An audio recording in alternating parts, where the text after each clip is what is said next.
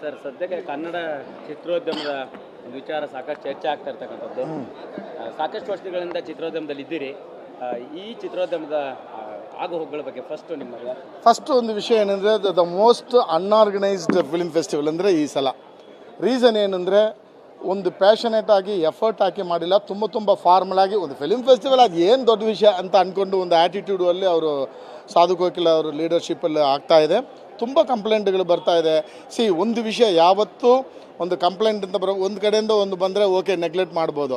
ಬಿಗಿನಿಂಗಿಂದನೇ film ಚಾಂಬರಿಂದ complaint ಶುರುವಾಯಿತು, director ಅಸೋಸಿಯೇಷನಿಂದ complaint ಶುರುವಾಯಿತು, film ಮೇಕರ್ಸಿಂದ complaint ಶುರುವಾಯಿತು, ಸಿನಿಮಾ ನೋಡದೆ ಮಾಡಿದ್ದಾರೆ ಅಂದ್ಬಿಟ್ಟು. ಅಲ್ಲಿ ನಾವು ಹುಷಾರಾಗಬೇಕಾಗಿತ್ತು. ಓಕೆ ಎಲ್ಲೋ ಪ್ರಾಬ್ಲಮ್ ಇದೆ, ನಾವು ಅದನ್ನು ಸರಿ ಮಾಡ್ಕೋಬೇಕು ಅಂತ ಅನ್ನೋದು ಒಂದು ಮಾಡ್ಕೋಬೇಕಾಗಿತ್ತು. ಅದನ್ನು ಮಾಡ್ಕೊಂಡಿಲ್ಲ. ಏನು ನಾವು ಮಾಡಿದ್ರೆ ನಾವು ಮಾಡ್ತೀವಿ, ಯಾರು ಏನು ಕೇಳ್ತಾರೆ ಅನ್ನೋ ಒಂದು ಆ್ಯಟಿಟ್ಯೂಡಲ್ಲಿ ಮಾಡುವಾಗ 100% ಈ ಅಲಿಗೇಷನ್ ಅವ್ರು ಫೇಸ್ ಮಾಡಬೇಕಾಗುತ್ತೆ. And is answerable for that. Sir ಈ ಸದ್ಯಕ್ಕೆ ಅವರು ಅಂತ ನಾನು ಹೇಳೋದು ಸಾಧು ಕೋಕಿಲ ಅವ್ರನ್ನ. Yes sir.